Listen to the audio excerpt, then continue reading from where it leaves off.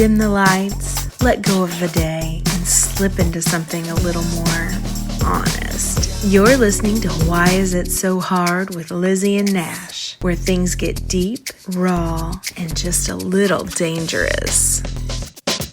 Hey there, welcome to Why Is It So Hard? I'm Lizzie. And I'm Nash. Today's episode is about opening up to your partner about your sexual desires. Yeah, that thing that makes your stomach turn a little, your heart beat faster, and your mind race with questions like, what if they don't want what I want? What if they judge me? What if I say it wrong?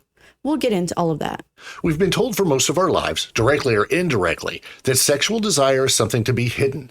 For some of us, it was religion. For others, it was shame passed down through generations. Maybe it was an early rejection, a partner who laughed, a moment when we were brave and someone made us feel small. But here's the thing. Desire is human. Desire is normal. And desire is worth expressing. Today isn't about pressuring you into sharing something before you're ready. It's about walking you through the process, gently and thoughtfully, so that when you are ready, you can do it from a place of confidence, self-love, and clarity. Let's set the scene for this episode.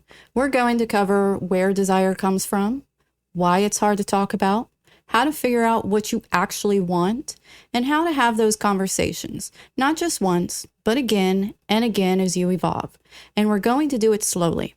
This isn't something you can rush. So if you need to pause, cry, laugh, scream into a pillow, rewind, or re-listen, do that. This space is yours. I want to start out by telling you a story, a personal one. There was a time in my life when I couldn't even say the word oral without turning red. That's true. I'd been in a relationship for years and we never talked about sex, ever. We had sex, we enjoyed it, we wanted more, but the idea of telling him what I actually wanted, terrifying. One night I built up the courage to say something small, just, can we try something different tonight? He paused, looked confused. I panicked. In that moment, I made a story. He doesn't want to try. He thinks I'm weird. He doesn't love me. But later he told me he just wasn't used to me initiating. He thought he was doing something wrong. That moment stuck with me, not because it was perfect, but because it was real. And it reminded me that we don't know what's possible until we try. This podcast is about the trying. It's about building your inner sense of safety first, so you don't go into these conversations feeling like you're hanging off a cliff without a rope. We're going to do this in steps. No rush, no pressure, just curiosity. All right, you with us? Let's begin with the basics. What is sexual desire? Sexual desire is want, craving, longing, the flutter in your stomach, the pulse in your chest, the ache between your legs. Sometimes it's a whisper. Sometimes it's a roar. Sometimes it's nowhere to be found, and that's okay too. We're taught to think of desire like a light switch, on or off, but it's so much more than that. It's more like, a landscape, one that changes over time. Sometimes it's spring, lush, blooming, electric. Other times it's winter, quiet, frozen, and still. And both are natural, necessary, normal. Desire isn't just physical. It's also emotional, mental, even spiritual. For some people, desire shows up as a visual, a body, a fantasy, a flash of a memory, a feeling, closeness, safety, power, surrender, or a story, being seduced, being worshipped, being in control. And none of this is wrong. Let me say that again. None of this is wrong. Desire is incredibly personal. You and your best friend could both say you like oral, but the way you like it, totally different. One person might crave slow, sensual attention, and another wants dominance, submission, control. Someone else might want a 3-hour tantric experience, and someone else just wants to laugh and feel connected. It's all desire. It's all valid. Let's pause here and do a little self-reflection. Think back to a time when you really felt turned on, not just physically, but emotionally, mentally, energetically. Where were you? Who were you with? Were you alone? What made the moment work for you? What did you feel in your body? What did you feel in your mind? Take a moment. Whatever just came up for you, honor it.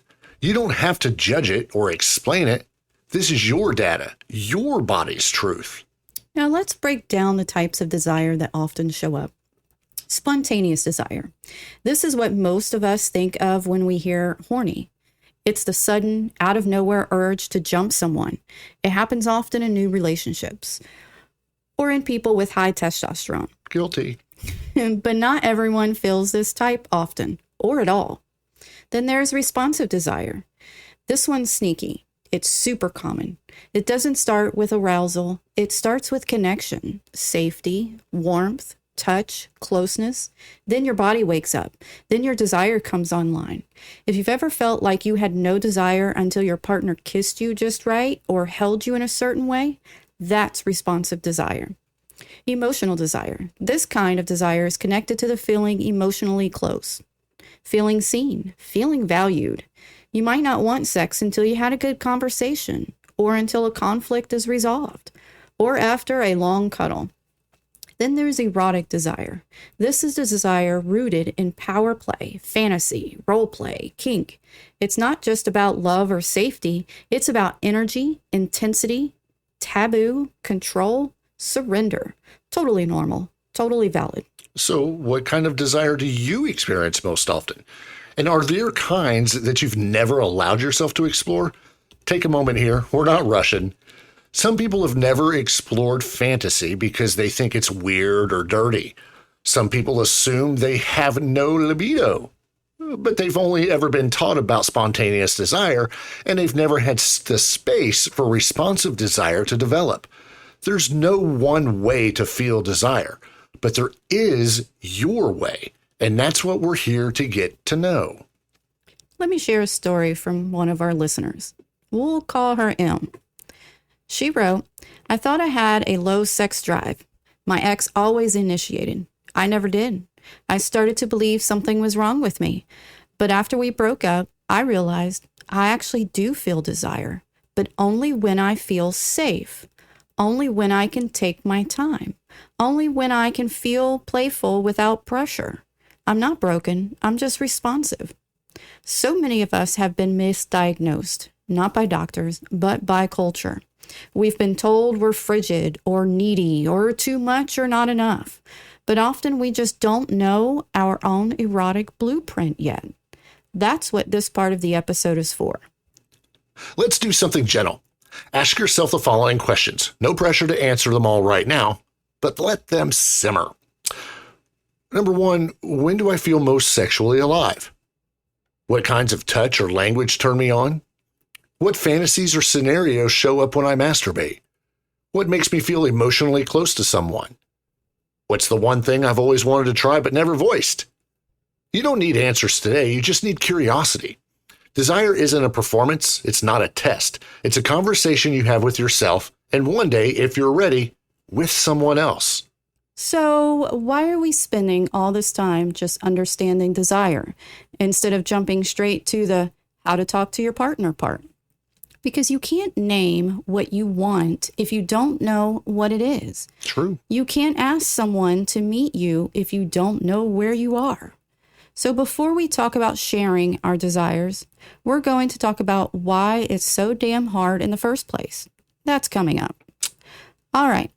You've stuck with us this far, and that matters. By now, you're starting to connect more deeply with your own sexual desire, how it shows up, what it needs, what it longs for. But here's the kicker. Even when we know what we want, it can still feel impossible to say it out loud. So today we're going to sit with that question. Not just how do I talk about desire, but deeper than that. Why is it so hard to talk about desire in the first place? Because if we don't understand the fear, we can't move through it. Let's start with the big picture, society. From the moment we're born, most of us are swimming in messages about sex, often before we even understand what sex is. Boys are told to want it all the time. Girls are told to guard it with their lives. Queer folks, they're often erased entirely. Trans and non-binary folks, told that their desires don't fit into the narrative at all. We internalize so much about what sex is supposed to be, what bodies are sexy, what positions are normal, who's allowed to initiate, what it means to want something kinky.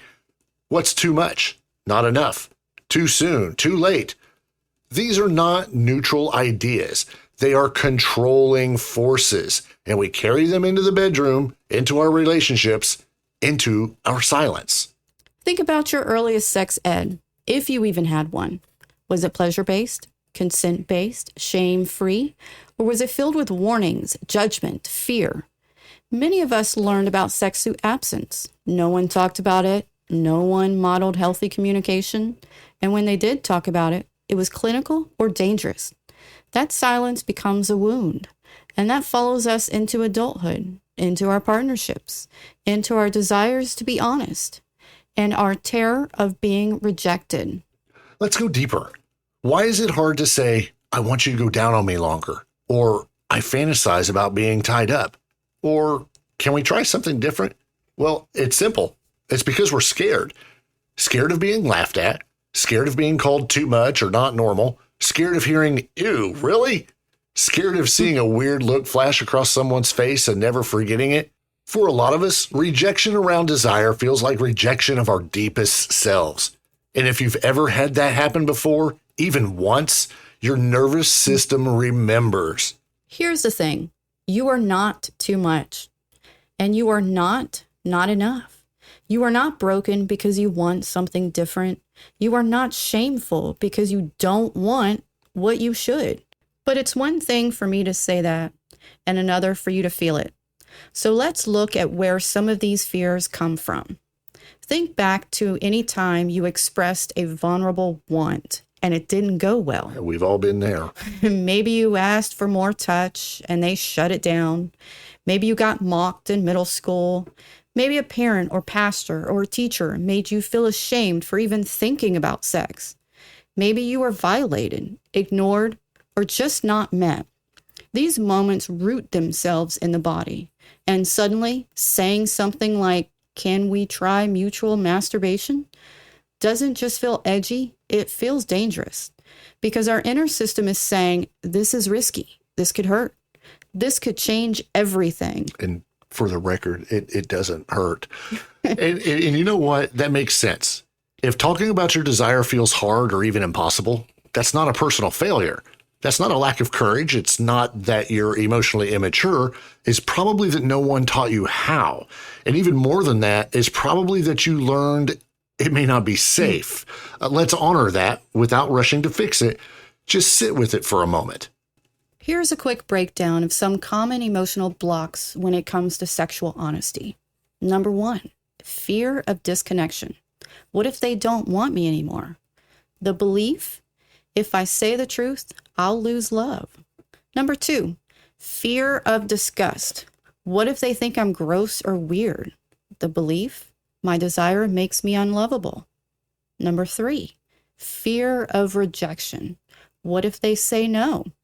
The belief, I won't be able to handle the answer. Number 4, fear of disruption. What if this ruins our dynamic? The belief, everything is okay as long as I stay quiet. You might resonate with one or all of those. You might have your own. The point is, you're not crazy and you're not alone. Naming these fears is the first step towards moving through them. You don't have to erase your fear, but you can learn to walk with it gently. Let's do a short body scan. Where do you feel fear when you think about sharing a desire? Is it in your throat, your chest, your belly? Place a hand there. Breathe into it.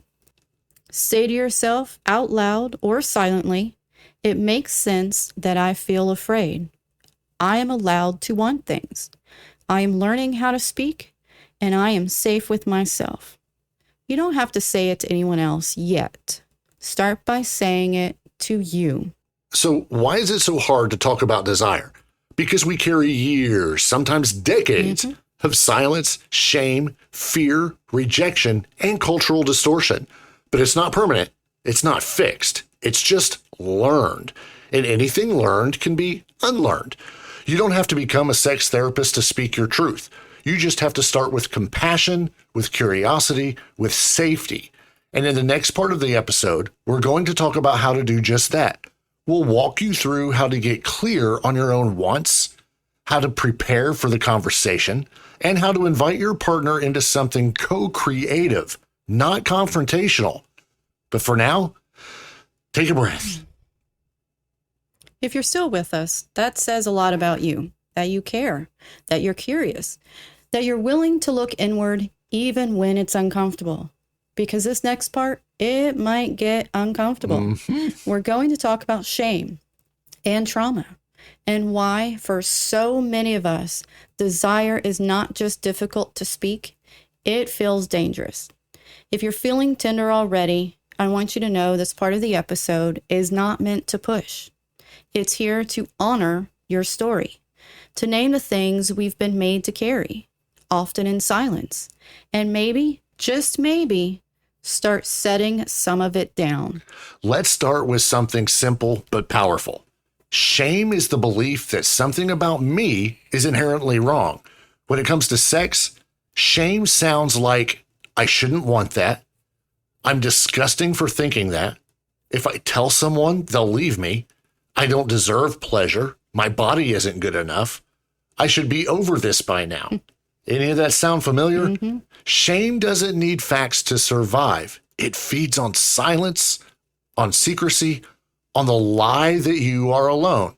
But as we've already said, you are not alone. If you're feeling shame around sex, I want you to hear this in my voice right now. You are not broken. You are not bad. You are not dirty. You are not too much. You are not behind. You're just carrying a story or 100 stories that were never yours to hold. And you are allowed to put them down. Shame doesn't just appear one day out of nowhere. It's really passed down, taught, whispered, imposed. Let's break down some of the most common sources. Number one, religion and morality and culture. Maybe you grew up being told that sex was only for marriage, that desire is sinful, that your body is a temptation. Messages like, good girls don't do that, but bad girls do. Real men don't ask for that. Purity is power. These messages go deep. Even if you don't consciously believe them anymore, they can live in your body for decades. Number two, early rejection or shaming. Ever had a crush laugh at your feelings? A partner roll their eyes at a request? A parent slap your hand when you touched yourself?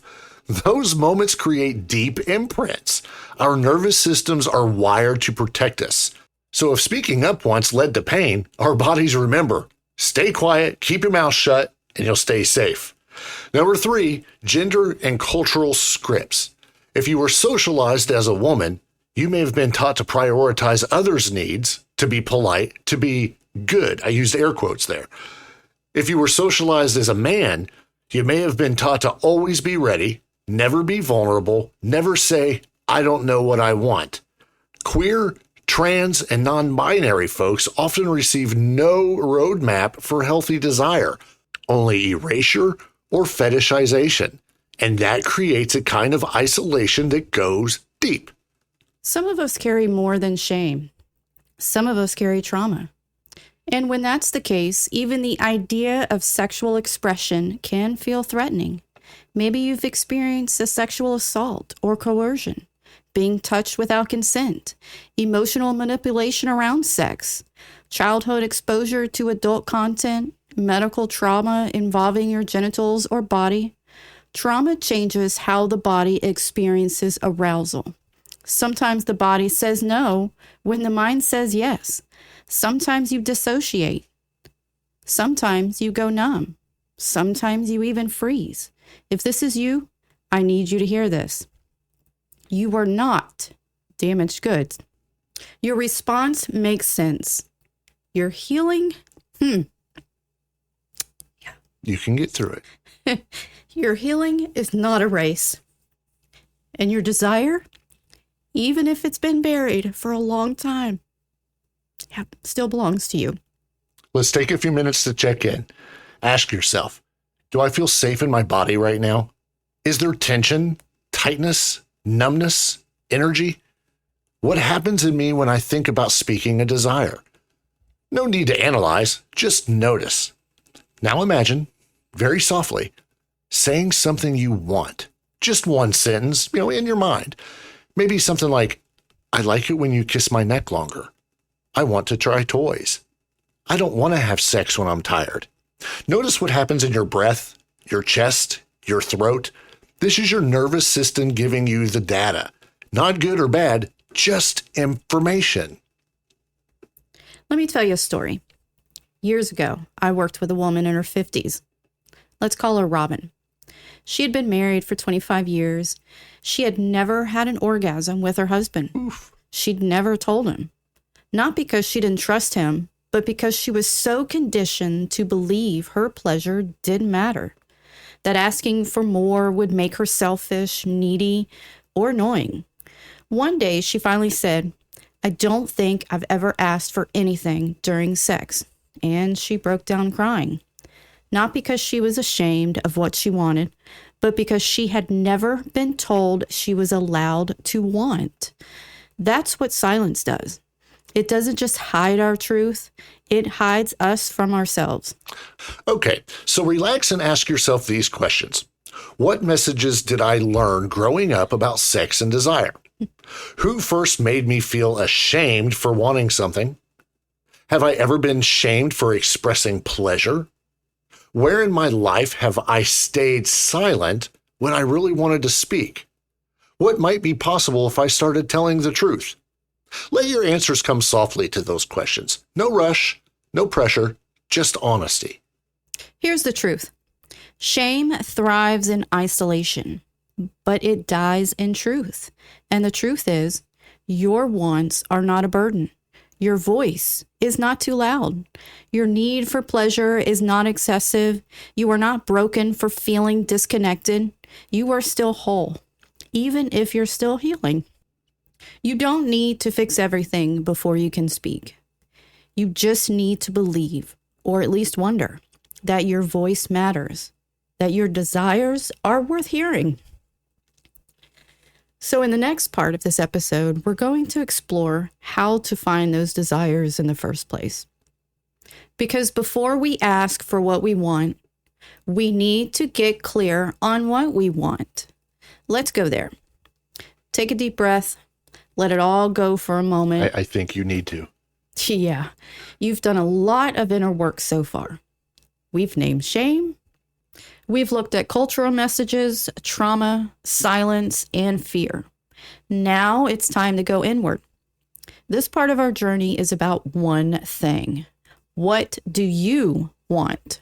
Not what you think you should want, not what your last partner wanted, not what Cosmo or your pastor or the algorithm told you is sexy. What you, your body, your mind, your imagination actually want. This is your space to rediscover that. No judgment, no performance, just exploration. Let's go. Before you can communicate your desires, you have to know them. Before you can name what turns you on, you need a safe way to explore it, even just with yourself. And here's the secret. Desire doesn't always show up as, I want this exact thing right now. No. It might start as, I'm curious about. I think I'd like more whatever. Something feels missing, but I don't know what. I used to like this, but now I'm not sure. Desire is like a garden. It grows in response to care, attention, patience, and curiosity. So today, we're planting seeds. Let's start by separating two things. What you've been taught to want and what your body and mind actually crave. Take a moment to reflect. Did you grow up thinking sex equals penetration? That you should always want what your partner wants? That orgasms are the goal, or maybe that you don't matter? That certain kinds of touch or play are weird or gross? Now ask yourself, have you ever had the space to find out what you enjoy without pressure or performance? Most of us haven't, and that's okay. That's what today is for. All right, I'm going to ask you a series of questions. Let them sit with you. Answer out loud or in your mind, or write them down as long as you're not driving, of course. You ready? All right. If no one ever judged me, what would I want to explore sexually? What kinds of touch, temperature, textures, feel good on my skin? What roles do I tend to take in sex? Do I want that to change? Do I enjoy being in control, being taken, being surprised, being worshipped? What words or phrases turn me on? Which ones turn me off? When I fantasize or masturbate, what themes show up most? What am I curious about, even if I don't want to try it yet? What parts of my body want more attention, more reverence, more play? Look, if you don't have answers yet, beautiful. That means you're making space. Curiosity is enough. Let's play a little game. Ever heard of yes, no, maybe list? Maybe. It's a common tool in sex-positive spaces, kink negotiation, or open relationship conversations. But it's also an amazing solo discovery practice. Here's how it works. You take a big list of possible sexual activities and you divide them into, yes, I know I want this and I feel excited about it. No, this is not for me, or it doesn't feel safe right now. Maybe, I'm curious but unsure. I might need more info, trust, or experience first. And you can find hundreds of lists online. But here's a mini one to try now. Eye contact during sex, dirty talk, extended foreplay, being dominant or being submissive, mutual masturbation, watching erotica together, temperature play like ice, warm, oils, or wax, edging, orgasm control, toys, anal play, public sex, exhibitionism, role play, sensory deprivation, blindfolds, earplugs, non-penetrative sex, quickies, long sensual sessions, aftercare cuddling, sexting, erotic massage. Now, don't force yourself to pick just one. Just notice what happens in your body as you hear each one. Excitement, curiosity, numbness, recoil. That's your nervous system giving you real-time feedback. Sometimes we focus so much on the acts of sex, we forget the qualities we want it to hold. What do you value in sexual experience? Take a look at these. Which ones resonate? Connection. I want to feel close emotionally or spiritually. Exploration. I want to try new things and stay curious. Playfulness. I want to laugh, be silly, not take it too seriously. Intensity. I want passion, edge, risk, adrenaline. Slowness. I want depth, eye contact, savoring. Equality. I want shared power, mutual respect. Worship. I want to give or receive adoration. Now ask, which values have I honored in past sexual experiences? Which ones have I ignored or suppressed? Which ones do I want to prioritize moving forward? These are the soul of your desire, not the what, but the how. If you want to keep exploring what you like before talking to a partner, here are some gentle, embodied practices. There's mindful masturbation. Set aside time.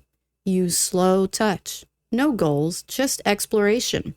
Try touching new areas. Use different pressure, speeds, rhythm. Ask your body, do I like this? How about this? There's mirror work. Spend time looking at your body, not to judge it, but to know it. Touch yourself with curiosity, not expectation. Erotic fantasy journaling. Write a scene you find hot. Describe a fantasy, a moment, a sensory memory. Let your imagination lead. Breath and sensation meditation. Sit in stillness and just feel. No touch required. Notice your breathing, your pulse, your pelvic floor. Let your arousal rise or not. Let it be.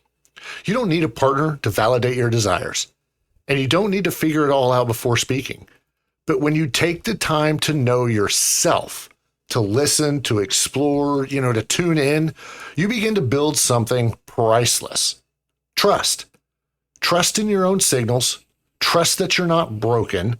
Trust that your body's wisdom matters. Trust that you're allowed to want what you want. In the next part of this, we're going to explore how to create a safe space to share those wants with someone you trust, whether it's a long-term partner or someone new. But for now, let this sink in.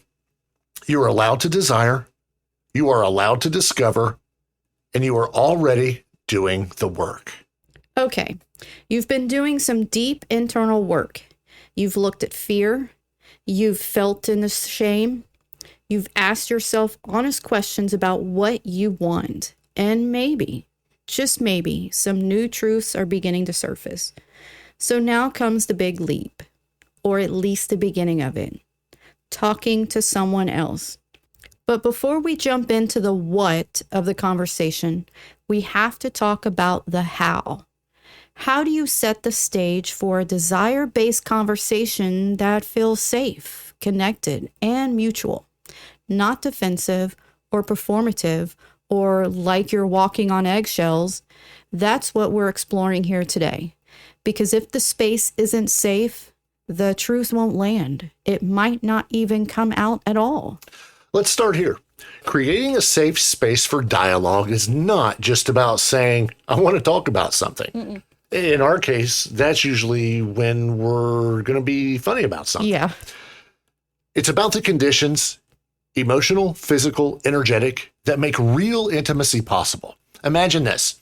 You're trying to tell your partner that you want to try something new, but they're checking their phone, or the TV is on, or they just got back from a stressful day and haven't landed yet. Or you're trying to whisper it during foreplay when they're flooded with adrenaline and nerves. That's not a safe container.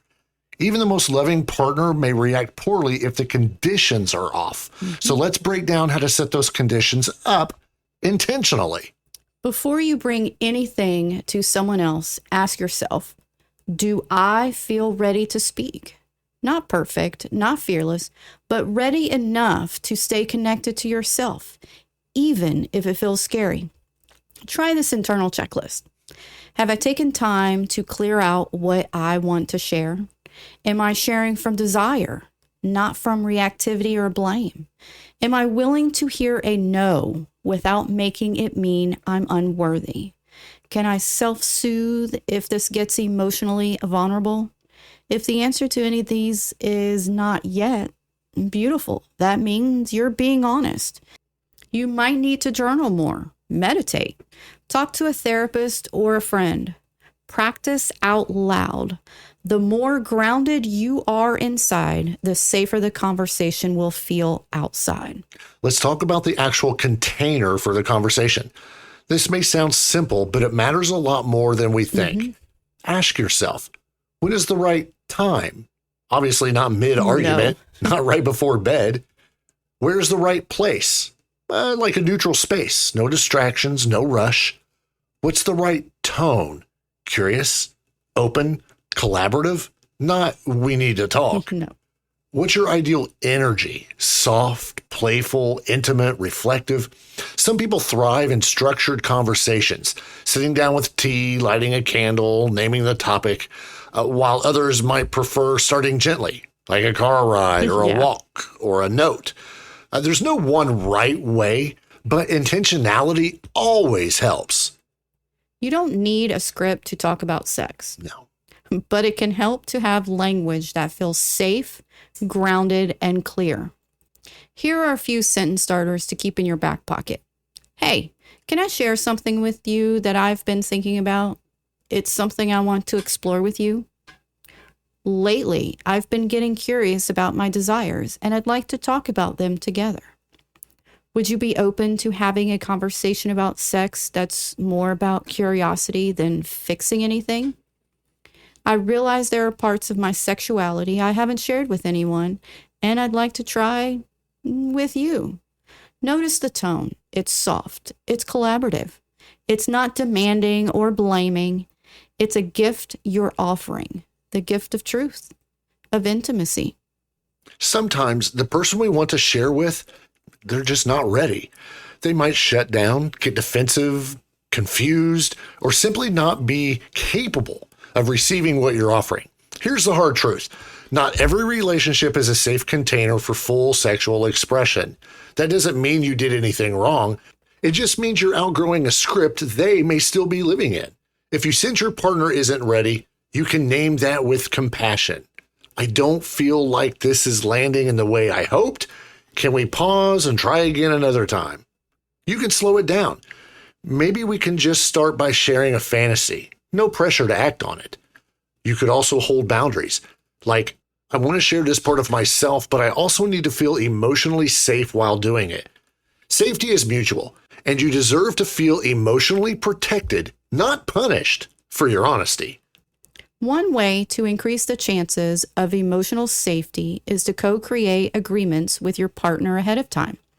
These are simple, shared commitments for how you'll handle vulnerable conversations. Some examples are, we'll listen without interrupting. We'll pause if either of us feel flooded or overwhelmed. We'll avoid sarcasm, jokes, or deflection when someone is being sincere. We'll ask clarifying questions instead of making assumptions. We'll thank each other for sharing, even if we don't agree. These agreements are like bumpers on a bowling lane. They keep things on track, even if the ball wobbles a little. Let's practice. Say this out loud with me, or in your head if that feels better.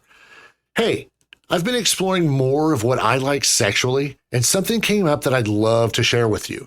You don't have to have the perfect reaction. I just want to be real with you. Feel how that lands in your throat, in your chest, or in your gut. Say it again, but with your own words. Something I want is whatever. You don't need to say it perfectly. You just need to say it with care. And if the person on the other end meets you in that care, magic happens. These conversations don't have to feel like crossing a minefield. They can feel like planting a garden. Messy, tender, new, but also alive and worth it. What you're doing, slowing down, getting honest, creating safety, is relational intimacy at its finest. You're not just learning how to talk about sex. You're learning how to build a relationship where both people get to be themselves. Desire isn't dangerous, but when we bottle it up, disconnection becomes the danger. You're changing that right now. Up next, we'll walk through how to actually start the conversation. Word by word, moment by moment. You've got this. Here we are. You've done the inner work. You've touched the shame. You've honored your trauma. You've started asking, what do I want? And now you're standing at the edge of something new, telling someone else. This is the part where so many of us freeze. We wait for the perfect moment, the perfect words, the perfect level of certainty. And sometimes that moment never comes. So this section isn't about waiting for perfect. It's about choosing courage, even just a little. It's about walking into the conversation before you feel totally ready. Because here's the truth. You might always feel a little shaky when speaking your truth. That's not a problem. That's your aliveness. Let's take that aliveness and give it a voice. There's no universal script, but there are qualities that make this kind of conversation feel better for both of you. Let's name a few. Number one, pace. Slow is sexy. You don't have to reveal everything all at once. It's okay to start small. Like, there's something I've been thinking about. That's a great start. Number two, tone, curiosity, critique. Lead with warmth, not with you never or why don't you. Instead, I've been reflecting on what I like. Want to explore this together? Or in some cases, you bring it up humorously, like I do. Seriously, some people, us included, can have very serious conversations by adding a splash of humor into the mix. Yes, you do. The old adage that humor is the best medicine is sometimes true, or at least humor can sometimes break the ice. Number three, containment, which means stay focused. Don't turn it into a relationship-wide feedback session. One desire, one moment, one opening at a time. Number four, affirmation. Let them know that you care. Reassure them that this is about inviting intimacy, not criticizing what's already there. Like, I love the way we connect, and I've been getting curious about something I want to try with you. Here's a tool. Think of your conversation like a doorway. There are many ways in. Pick the one that feels right for you. Option 1, the reflective entry.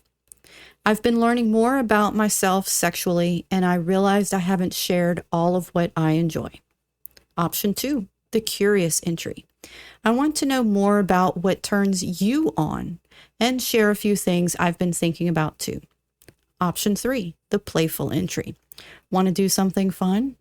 Let's each write down 3 things we've always wanted to try and read them to each other. Option 4, the vulnerable entry. I feel nervous saying this, but I want to be more open about my desires with you. Pick one that matches your style. Say it out loud. Try it in a mirror. Let your body practice before the real moment. You don't need to start with the kinkiest, most emotionally loaded thing you want. I mean, you can.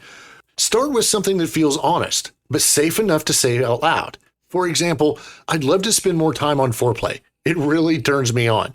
Or, I realized I really love it when you whisper in my ear. Or, I want to explore different positions just to see what it feels best. Or even, I think I might enjoy being more dominant sometimes. Or, I would like it if you were more dominant. Let your body guide what feels safe to say. Don't force it. You're not building a case. You're opening a door. Let's talk about the scary part. What if they don't respond how you hoped? Here are a few things to remember. Number 1, initial reactions aren't final answers. Sometimes people freeze or go quiet or laugh nervously. That doesn't mean they're rejecting you. It might just mean they need time. You can say, take your time. I don't need a reaction right away. Number 2, discomfort doesn't mean disrespect. If your partner feels surprised, insecure, or unsure, that's normal. Give space, stay kind, and reassure them. Number 3, you're still okay even if they say no. A no to desire isn't a no to you. You can want something and still be okay if it's not possible. Desire is a dialogue, not a demand. Here's a body check-in to do in real time if you feel triggered or anxious during the conversation. Feel your feet on the ground, soften your jaw, lengthen your exhale. Repeat to yourself, it's okay to speak. I am not in danger. You can even tell your partner, this feels vulnerable for me, so I might get quiet or shaky. I just need you to stay with me. Letting them know what you need during the conversation is part of the process. If the conversation goes beautifully, celebrate that. Don't just rush back into routine. Let it become a moment of real intimacy. You might say, that felt really good. Thank you for listening. I feel closer to you. Or I love to keep having more conversations like this. Want to experiment a little sometime soon? Let the afterglow be part of the experience. Let your nervous system register the safety. That's how trust builds, not just once, but over time. Let's make this real. Take a moment to reflect on the following. What's one desire I want to share? How do I want to introduce it? When or where might be a good time to talk about it? What support do I need to feel safe during that conversation? What would success look like, even if they don't say yes? You don't have to do it tomorrow, but now you've got a map, a plan, a path, and that's everything. Opening up about your sexual desire isn't a single moment. It's a practice. One conversation becomes 5. One truth becomes many. One tender moment becomes a new kind of connection. The more you do it, the easier it gets. The less loaded it feels. The more real it becomes. You're learning to say, I want, I'm curious. Let's explore. Can we try? That felt good. Here's what I need. That's not just sexy. That's powerful. And in the next part of our journey, we're going to talk about what happens after the conversation, whether it goes beautifully or not quite as planned. We'll walk through how to hold yourself, how to stay connected, and how to grow through the discomfort. You're doing so well. Let's keep going. Okay, deep breath. You did it. or you're getting close. You had the conversation. You spoke a desire out loud, maybe for the first time, maybe not perfectly, maybe with shaky hands, maybe with tears. And now you're in the after. The next part of our journey is about what comes next. Because even when the conversation goes well, there are feelings to sort through. And when it doesn't go well, there's a disconnection, confusion, rejection. We need tools for self-holding, repair, and staying grounded in our worth. Let's begin there. Let's start with the best case scenario. The conversation went well. Your partner listened, they were curious. Maybe they even said, I've always wanted to do that too. What now? Celebrate, integrate, deepen. Here's how. Number 1, pause in the glow. Let yourself feel it. Let your body register. I was vulnerable and I was met. This rewires your nervous system from fear to safety. Number 2, reflect together. Ask, how was that for you? Invite them to share what came up, literally and figuratively. Was it anything surprising, exciting, new? Number 3, take baby steps into action. If you shared a desire and they were open, don't rush to perform. Ease in, no pun intended. Stay attuned. Check in along the way. You might say, would you want to try a little of that sometime soon? No pressure. Desire isn't a race. It's a rhythm. Also, be proud of yourself. We don't celebrate emotional courage nearly enough. Say to yourself, I showed up for me. I told the truth. I let myself be known. That's huge. That's healing. And that's worth pausing for. But what if it didn't go that way? Let's talk about that. Maybe they froze. Maybe they shut down. Maybe they joked inappropriately, got defensive, changed the subject, or even rejected what you shared. It's okay to admit that hurts. Let's walk through this slowly. Number 1, first you got to regulate yourself. Before you try to fix or explain anything, check in with your body. Are you flooded? Is your heart racing? Are you tight-chested, nauseated? Can you take 3 deep breaths? Can you step away for a moment just to come back to you? Say to yourself, this didn't land the way I had hoped, but I'm still okay. Because really, you are still okay. Number 2, name what happened gently. Later, when things settle, you might circle back. You can say, I noticed it felt a little hard to talk about that earlier. Can I ask what came up for you? This opens the door without blame. It shows you're still open to connecting and also aware of the rupture. Number 3, ask for honesty, not perfection. Maybe they didn't understand. Maybe they felt ashamed. Maybe they weren't expecting that version of you. Ask them, was it hard to hear because it was new or because it brought something up for you? That gives them a chance to self-reflect instead of defend. Let's say you shared a desire and they said no, or that's not my thing, or worse, they made you feel ashamed. Take a moment. Say it with me. Their reaction doesn't define the worth of my desire. Say it again if you need to. Yes, rejection stings. Yes, it might bring up old wounds, but your desire is still valid. You're still allowed to want what you want. Sometimes a no is just logistical. Sometimes it's about their own shame.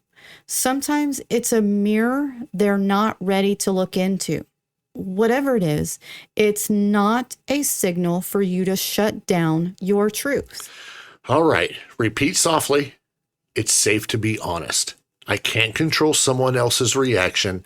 I told the truth and that matters. Even if they didn't receive it, I receive me. Feel your own presence. Let your body know we're okay. Now, if this happens every time you open up, if you're never met with curiosity, if you're consistently shamed, ignored, or emotionally dismissed, that's something deeper. Mm-hmm. And I want to say this clearly. You deserve to be in relationships where your voice, Your body and your desires are safe. If that's not your current reality, you're allowed to want more. In a moment, we'll talk about how desire changes over time and what to do if your needs evolve beyond a current relationship structure. For now, know this: you're not broken, you're not needy, and you don't have to settle for sexual invisibility. Here are a few sentence starters you can try later. I noticed I felt a little shut down when we talked earlier. Can we revisit it? Or how about, it felt vulnerable to share that? I'd love to feel closer with you again. Or, I'm okay if you're not into that. I just want to feel safe being real with you. These reopen the conversation without pressure. They let connection lead the way. Whether the conversation lit a spark or shook something loose, whether it felt like a breakthrough or a breakdown, it's still progress. You're breaking old patterns. You're creating a new blueprint, one built on truth, not fear. And that's not a single moment. It's a path, one that you're walking breath by breath, word by word, want by want. In the next part of this episode, we'll explore what it means to keep these conversations going over time. Because desire isn't static. It shifts, evolves, deepens, transforms. And the more you stay in dialogue with yourself and with your partner, the more connected, alive, and fulfilled you'll get to feel. You're doing this. You're already in it. Let's keep going. We're almost at the final stretch of this journey, and this next part is really important because desire isn't a one-time revelation. It's not something you discover once, talk about once, and then you're done. Desire lives. Desire moves. Desire changes. Whether you're in a new relationship or decades-long partnership, your wants will shift. Your body will shift. Your context will shift. Let's start here. If your sexual desire has changed, that doesn't mean something is wrong. It might look like wanting more than you used to, wanting less than you used to, discovering new turn-ons, letting go of old fantasies, wanting more emotional intimacy, craving more dominance, more novelty, more play, needing longer warm-ups, more aftercare, slower sex. This is normal. Your libido is not a fixed identity. Basically, it's an ecosystem. And like any ecosystem, it's shaped by weather, environment, nourishment, attention, and time. One of the biggest lies we've been told is this: if you're in love, your desire should be consistent. Nope. Desire doesn't run on autopilot.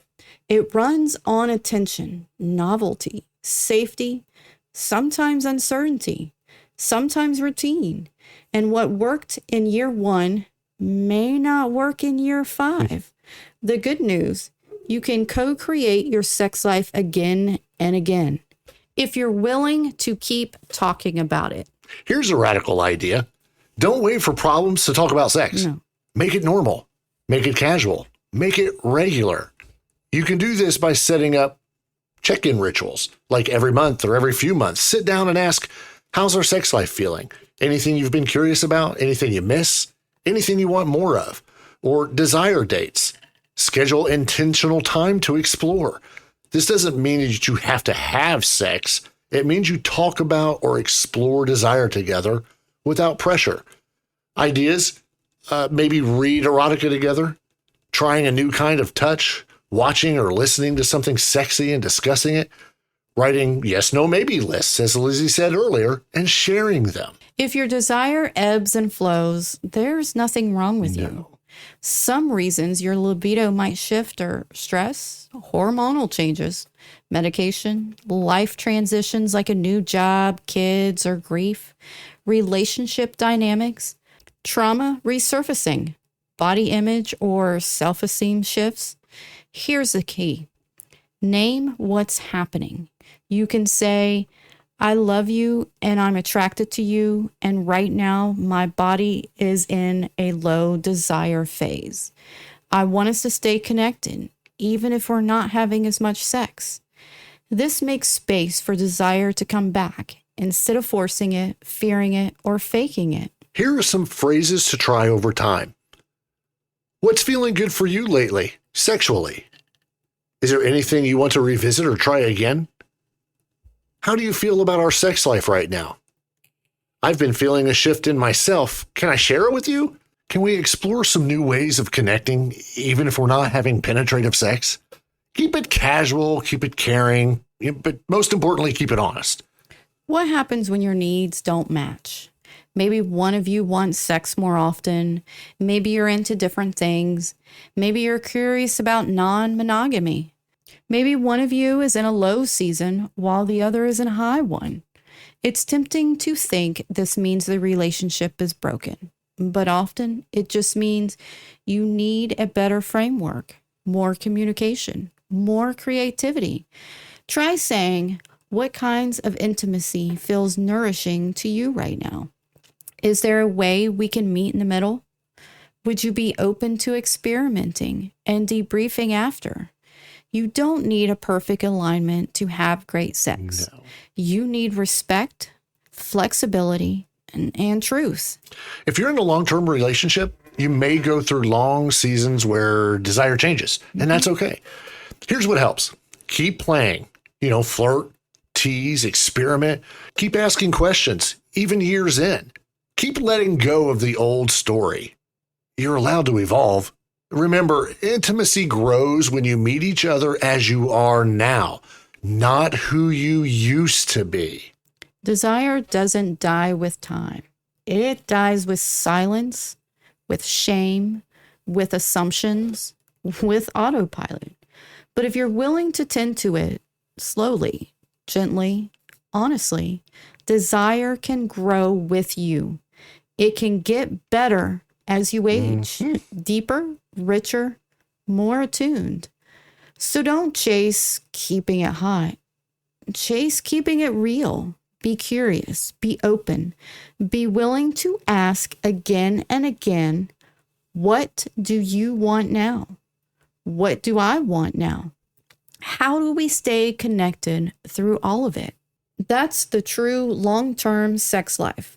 Not constant arousal, but constant intimacy. In the final stretch of this episode, we'll guide you through integration, journaling, reflection, and a soft, spacious close to everything we've explored together.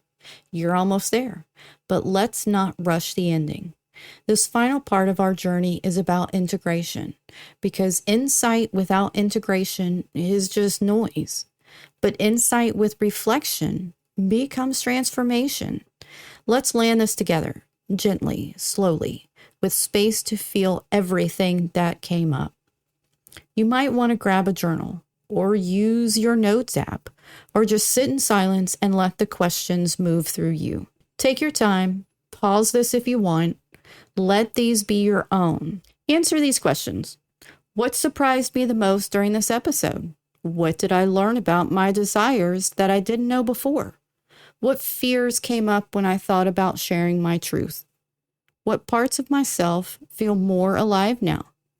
Where do I still feel blocked or scared? And how can I meet this with compassion? What conversations do I want to have? And with whom? What am I curious to explore next, sexually or emotionally? Let yourself write as honestly as you can. No edits, no shame, no performance. Here's something to try. Write a letter to your desire. Like literally, address it like, Dear Desire, I'm sorry I ignored you. I'm learning to listen. I want to know you better. What do you need from me? Let desire write back. Let it speak. Let it be a character, a voice, a feeling, a part of you that just wants to be seen. You might actually be surprised at what it says. Let's speak some truth into the space. Repeat them out loud, if you can, or just listen and let them settle into your nervous system. I am allowed to want what I want. My desires are valid, even if they're different, even if they change. I can speak with courage and receive with care. I don't need to be perfect to be worthy of intimacy. My pleasure is not a problem, it's my power. I can unlearn shame. I can choose honesty. I can stay connected.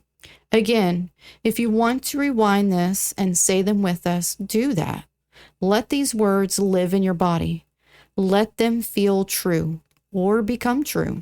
This is not easy work to unlearn shame, to move through fear, to name your desires, to invite someone else into that, to stay open when things go well and when they don't, or to keep talking about sex when it gets weird or scary or vulnerable. This is sacred work. And if you're doing it, even if it's messy, even if you're not sure how it's going to land, even if you're still in the middle of it, you're doing something that most people never fully choose. Becoming honest with yourself, becoming available for your real intimacy, and becoming the author of your own erotic story. So what's next? That's up to you. Here are some paths to explore. Start small conversations. Don't wait for the perfect moment. Let it be real. Let it be tender. Keep exploring your body with curiosity, not pressure. Read, listen, learn. Find books, podcasts, or communities that support your sexual self-expression. Consider therapy or coaching, especially if old wounds still block your voice. Create rituals with your partner. Sex isn't just something that happens. It's something you tend to together. Above all else, stay in relationship with your desire. It doesn't need to make sense. It just needs to be honored. To everyone listening, thank you. Thank you for your time, your trust, your willingness to be in this with us. We don't take it lightly. The intimacy of your ears, your mind, your heart. You've walked with us through shame, curiosity, courage, tenderness, and truth. And wherever this journey takes you next, we're proud of you. Desire isn't a threat. It's a compass. It points you toward aliveness, toward connection, toward truth. Let yourself follow it. Let yourself speak it. Let yourself be known. You're not too much. You're not too late. You're right on time. This has been Why Is It So Hard? We're Lizzie and Nash. We love you, and we're here with you. As we continue these episodes, we're going to open up about a lot. And by that, we mean we're going to be opening up a lot about us. We, too, have been through a lot as a couple. Some good, some bad, some confusing, and some eye-opening. For context, we've been together for nearly 30 years, and we both will tell you that right now, we're having the best time of our relationship. And yes, the best sex we've ever had. So we want to share how we got there and the hurdles we managed to clear, but we're also going to have fun with some of the topics we start discussing. But first, we feel the basics are more important. Then it's game on. Toys, positions, all the good stuff.